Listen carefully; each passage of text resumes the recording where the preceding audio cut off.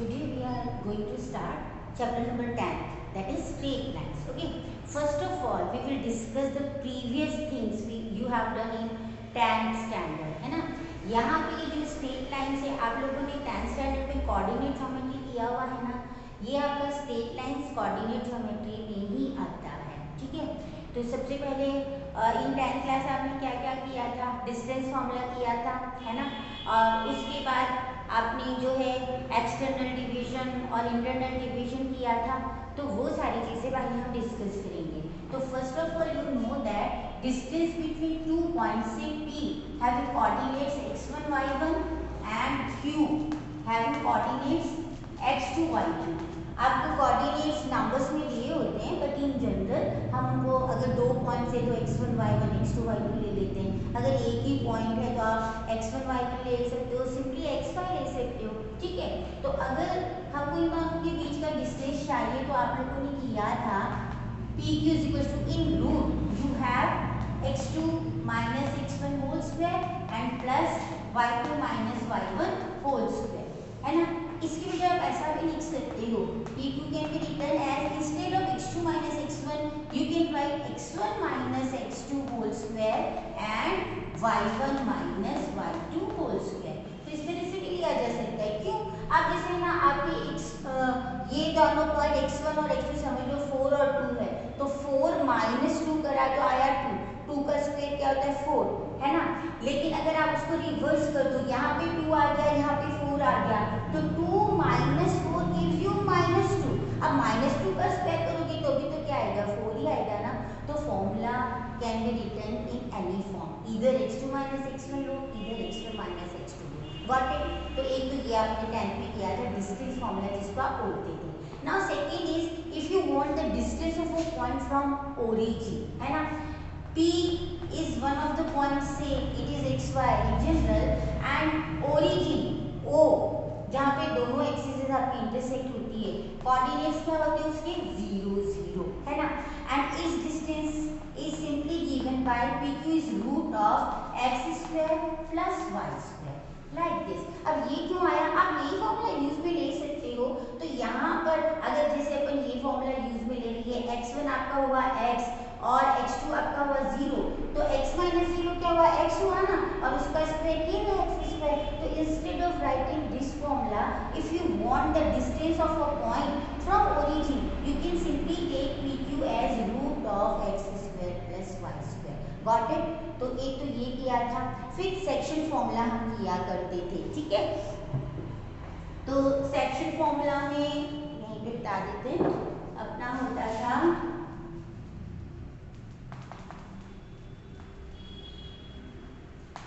First हुआ करता था इंटरनल डिवीजन.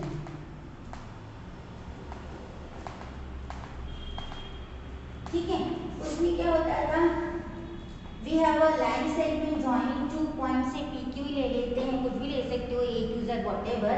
तो in general coordinates of P are x1 y1 and coordinates of Q are x2 y2, and one of the point is dividing this line segment PQ से हमने point को R ले लिया in the ratio m:n.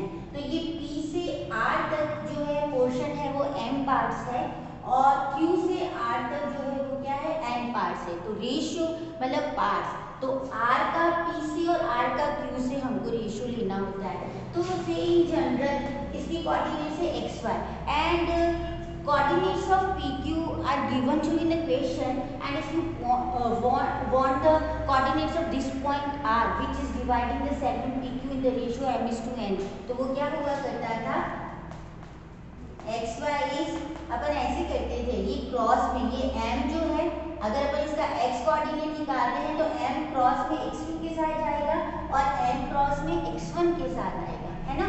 तो होता था mx2 plus mx1, और नीचे क्या आता था sum of the ratio that is m plus n.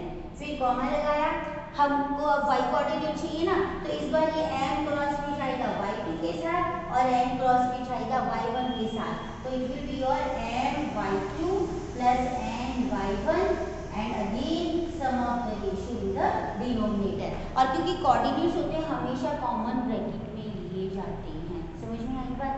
तो अगर कभी आपको रेशियो निकालनी होती थी तो आपको a coordinate x equals to this और y इक्वल्स टू दिस जो हमको नोन होता था वो आप लिया करते थे। तो ये तो हुआ इंटरनल डिवीजन, ठीक है। आपने 10th में तो ये इंटरनल एक्सटर्नल डिवीजन नहीं पढ़ा है, सिर्फ सेक्शन फॉर्मूला के नाम से आपने पढ़ा है, तो ये एक ही फॉर्मूला पढ़ा करते थे। बट अब आपको ध्यान रखना है अपना एक्सटर्नल डिवीजन क्या होता है। इसमें क्या होगा, सेम अपना P और Q समझ लो यहाँ है, इस लाइन सेगमेंट को बाहर है कोई पॉइंट R। यहाँ पे तो क्या था, R PQ सेगमेंट के PQ के बीच में कहीं पे था, है ना, इसलिए इंटरनल डिवीजन हुआ। और यहाँ पे PQ के बाहर है, तो ये P से R तक के पार्ट्स M होंगे और Q से R तक के पार्ट्स N होंगे। तो रेशियो तो आपका PR/QR ही होगा, ठीक है।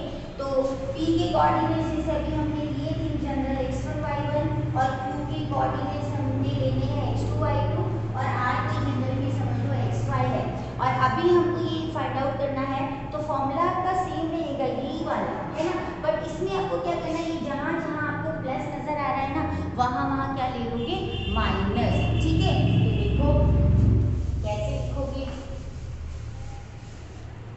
तो for external division coordinates of R, जो जनरल में हम xy बोल रहे हैं, वही क्रॉस में अपन को लेना है।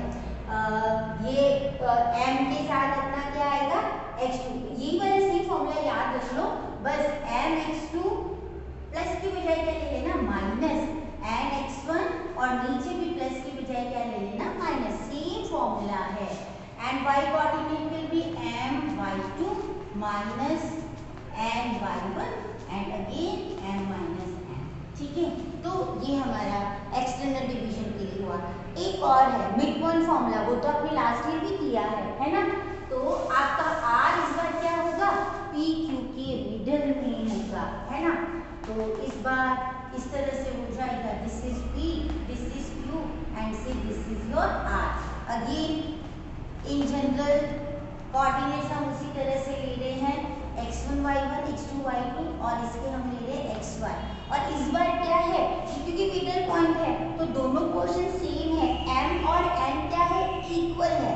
तो देखो अगर m और n को आप इसमें इक्वल कर दे तो यहाँ भी m आ जाएगा, यहाँ भी m आ जाएगा, तो दोनों में से m कॉमन और नीचे 2m हुआ तो m कैंसिल हो जाता है। तो सिंपली हमारे पास सिर्फ इतना सा बचता है कि अगर हम R के कोऑर्डिनेट्स जो कि मिडल पॉइंट है, this is your what, this is your mid point. तो simple formula x1 plus x2 by 2 और यहाँ पे आ जाता है y coordinate y1 plus y2 by 2 like this. क्योंकि दोनों पोर्शन सेम होते हैं ना, तो या तो m और n को दोनों को m लिख दो या दोनों को n लिख दो, उससे वो कैंसिल होके सिर्फ इतना ही बचता है। तो this is the formula for mid point, okay. तो ये आप लोगों ने किया था। एक आप लोगों ने किया था एरिया ऑफ ट्राइंगल, याद है ना। तो एरिया ऑफ ट्राइंगल में हम क्या करा करते थे, एरिया ऑफ ट्राइंगल समझ लो, यहाँ पे आपके लिए फिगर बना देती हूँ, say it is ABC and in general coordinates vertices के you can take x1 y1, this is your x2 y2 and this is your x3 y3। तो हमने ये कोऑर्डिनेट्स ले लिए जनरल में, और अब एरिया ऑफ ट्राइंगल आप लोगों ने किया है वो होता था, एकदम याद रखने का सिंपल कॉन्सेप्ट हुआ करता था, एरिया ऑफ ट्राइंगल ABC जो है हाफ, उसके बाद ये मॉड्यूलस है, क्योंकि एरिया है ना, नेगेटिव नहीं होगा, हमेशा पॉजिटिव होगा, इसलिए ये मॉड्यूलस का सिंबल हम ले लिया करते थे।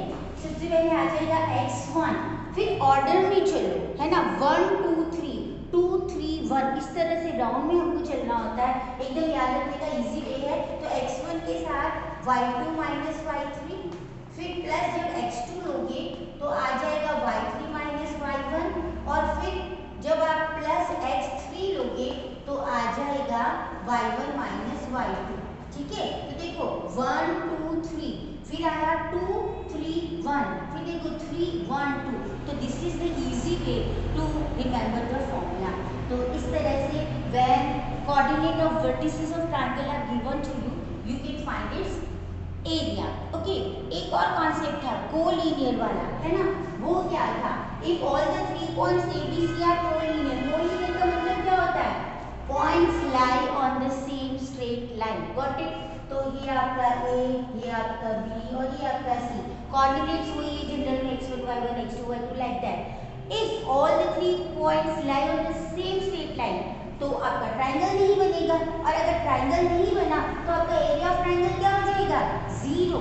यही कॉन्सेप्ट यूज में लिया जाता है कोलिनियर प्रूव करने के लिए, कंडीशन फॉर कोलिनियरिटी देने के लिए, ठीक है? तो उस केस में हमारी कंडीशन ये बन जाएगी कि जब हम इस एरिया ऑफ ट्रायंगल को इक्वल्स टू 0 करेंगे ना, तो ये डिनोमिनेटर वाला 2 जो है क्रॉस में 0 के साथ जाके 0 हो जाएगा।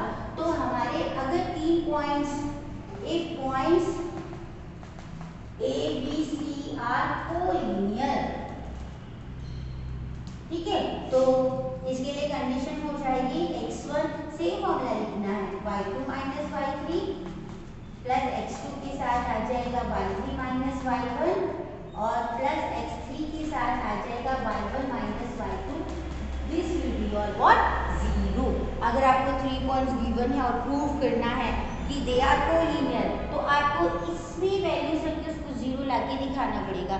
कई बार ऐसा होता था ना कि जो हमको कोऑर्डिनेट्स गिवन होते थे सारे, तो नंबर्स में हमको पता होता था, कोई एक अननोन क्वांटिटी होती थी और वो हमको फाइंड आउट करनी होती थी व्हेन पॉइंट्स आर कोलिनियर, तो ये इक्वेशन आपको लेके चलना होता था।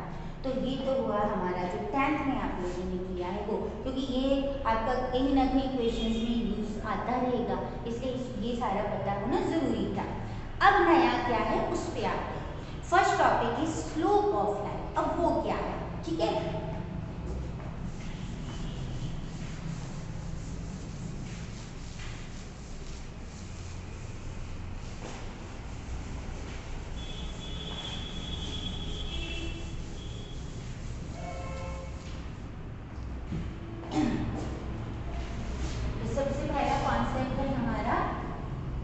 स्लोप, जिसका एक और भी नाम है ग्रेडियंट भी बोलते हैं, ठीक है, ऑफ अ लाइन, ठीक है? अब होता क्या है, क्योंकि हम 2D में काम कर रहे हैं, 2 डायमेंशनल कोऑर्डिनेट ज्योमेट्री, 2D मतलब 2 डायमेंशन मतलब सिर्फ x एक्सिस और y एक्सिस प्लेन में हम काम कर रहे हैं, उसमें 2 ही एक्सिस होती है x और y जो आपस में परपेंडिकुलर होती है। This is your x axis, this is your y axis, here it is origin, है ना, जहां दोनों एक्सिस इंटरसेक्ट करती है। इस साइड में x एक्सिस का नेगेटिव साइड है और ये y एक्सिस का नेगेटिव साइड नीचे की तरफ होता है ना। तो if we have a line, say this is the line, say L, है ना, तो अब इसमें एक इंपॉर्टेंट चीज जो है आपको ध्यान में रखनी है, if line is making an angle say theta with positive direction of x axis, ये इंपॉर्टेंट चीज है, जो लाइन एंगल बनाएगी वो x एक्सिस के पॉजिटिव डायरेक्शन के साथ होना चाहिए। y एक्सिस या नेगेटिव साइड के साथ अगर आपको गिवन है तो उसको आपको कन्वर्ट करना पड़ेगा x के पॉजिटिव साइड के साथ। So theta is what? It is the angle which line is making with positive direction of x axis. Okay, then tangent of this theta is said to be the slope of line, है ना। तो जो आपका slope of line, अभी हमने line का नाम L लिया है, तो it is represented by m। Slope को किससे रिप्रेजेंट करते हैं? m से, और वो क्या होता है? tan theta. तो ये जो लाइन x एक्सिस से जो एंगल थीटा बना रही है उसका टेंजेंट जो है वो ही क्या कहलाता है? स्लोप। तो this is the formula when angle between line and positive x axis theta is given to you. So slope is your what? m is equals to tan theta। Okay, तो इसमें दो छोटे छोटे कॉन्सेप्ट में बताऊं। अगर हमको पता करना है कि x एक्सिस का स्लोप क्या है, x एक्सिस का खुद का स्लोप, तो यहाँ पे स्लोप को शॉर्ट में अपन ऐसे लिख सकते हैं, स्लोप ऑफ x एक्सिस, ठीक है। तो अब ये है कि जिसका भी स्लोप निकालना है उसका एंगल x एक्सिस साथ देखना होता है। अब x एक्सिस का x एक्सिस साथ ही एंगल क्या है? 0, है ना।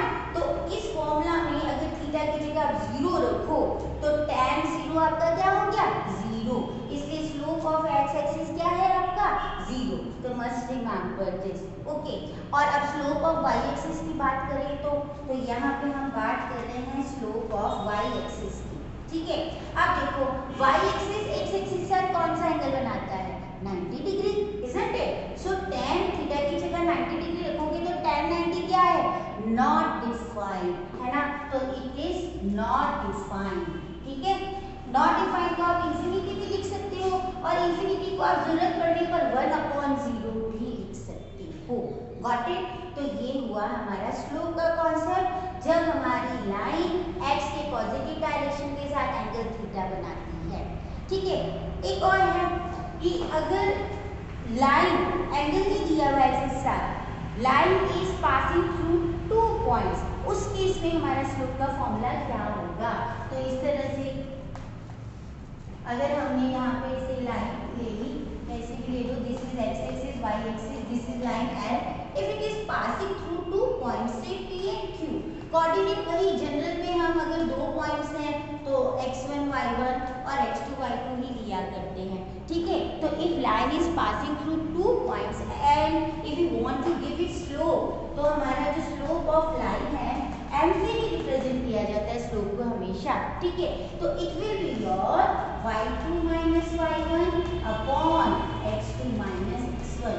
So this is the formula of slope of line when it is passing through two given points. Okay, तो must remember ये क्योंकि स्लोप के कॉन्सेप्ट बहुत इंपॉर्टेंट है। ओके, अब हम बात करते हैं कि if two lines are given to you and they are parallel, क्योंकि क्वेश्चंस में बहुत जरूरत पड़ेगी, बहुत इंपॉर्टेंट कॉन्सेप्ट्स हैं। से L1 and L2 are two lines and which are parallel, अगर M1 का स्लोप ये L1 का स्लोप अपन M1 से रिप्रेजेंट कर दें और L2 का स्लोप हम M2 से रिप्रेजेंट करते हैं। जनरल में लाइन का स्लोप M से लेते हैं ना, तो एक से ज्यादा लाइंस हैं तो उनके स्लोप भी फिर M1 M2 M3 इस तरह से दे दिए जाते हैं, ठीक है। तो if lines L1 and L2 are parallel, ये आपका पैरेलल का सिंबल है, आपको पता ही होगा, है ना। तो कभी भी लाइंस पैरेलल होती हैं तो उनका स्लोप जो है इक्वल होता है, या रिवर्स में बोले कि if slopes of lines are equal then lines are what parallel, ठीक है। ये हुआ। अब परपेंडिकुलर के केस में अगर दोनों लाइंस हमारी परपेंडिकुलर है ना, और स्लोप वही m1 m2 है, तो if lines L1 and L2 are perpendicular, इस केस में क्या होता है, दोनों के स्लोप का प्रोडक्ट जो है -1 के बराबर होता है।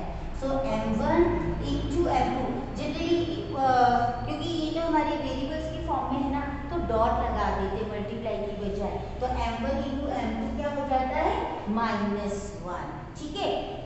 तो ये कॉन्सेप्ट हमारा पैरेलल और परपेंडिकुलर का जनरली इक्वेशन में दिया होता है कि हमको किसी लाइन का इक्वेशन चाहिए, वो गिवन लाइन के पैरेलल या परपेंडिकुलर है तो स्लोप की जरूरत पड़ती है। तो गिवन लाइन का जो स्लोप होता है वही हमारी लाइन का स्लोप हो जाता है अगर लाइंस पैरेलल है तो, और अगर परपेंडिकुलर है तो अगर एक लाइन हमको गिवन है जिसका स्लोप हमको पता है और दूसरी लाइन जिसका इक्वेशन निकालना है हमको स्लोप की जरूरत है, तो दोनों परपेंडिकुलर लाइंस के स्लोप का प्रोडक्ट क्योंकि -1 होता है और एक का प्रोडक्ट अगर आपको नोन है तो सेकंड परपेंडिकुलर लाइन का स्लोप आप कैसे निकालोगे, your m2 will be -1/m1, इस तरह से निकालोगे, ठीक है।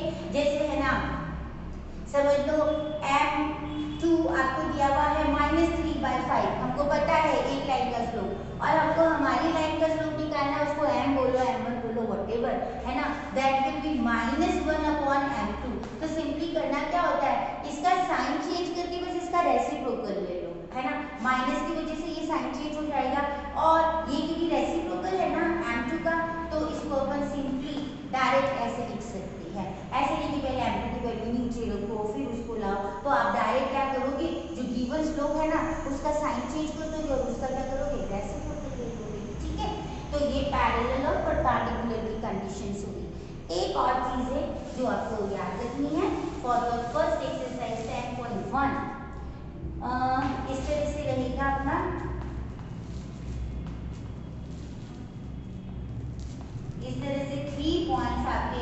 कोलिनियर है। तो यहाँ पे 10th वाला कॉन्सेप्ट, स्लोप वाला कॉन्सेप्ट हम काम में लेने वाले हैं, ठीक है।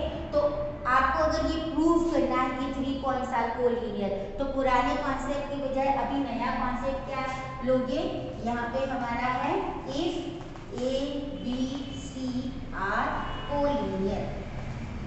क्वेश्चन में या तो प्रूव करने को दिया जाएगा कि एबीसी कोलिनियर है, प्रूव करो, या फिर गिवन होगा कि एबीसी कोलिनियर है और कुछ अननोन क्वांटिटी निकालने को बोलेंगे। तो आपको सिर्फ इतना करना है, इस लाइन पे 3 पॉइंट्स नजर आ रहे हैं ना, तो एक लाइन आपका ए बी कंसीडर कर सकते हो, दूसरा लाइन आप बी सी। एक के ऊपर एक लाइंस होती है ना, ठीक है। जब एक के ऊपर एक लाइंस होती है तो वो पैरेलल कंसीडर की जाती है, या फिर ऐसा भी आपको पता होना चाहिए कि लाइन अपने आप से क्या होती है, पैरेलल या परपेंडिकुलर, ऑब्वियस है पैरेलल, ठीक है। तो यहाँ पर अगर तीनों पॉइंट्स कोलिनियर है, that is lie on the same straight line, then slope of line AB will be equals to slope of line BC। तो ये कॉन्सेप्ट आप काम में लेके, इस तरह के हमारे पास प्रूफ्स के क्वेश्चंस हैं जो इस कॉन्सेप्ट से हमको जो है सॉल्व करना है। तो ध्यान रखिएगा, if 3 points are collinear that is lie on the same straight line, question में मेंशन होगा, कोलिनियर वर्ड आ जाएगा,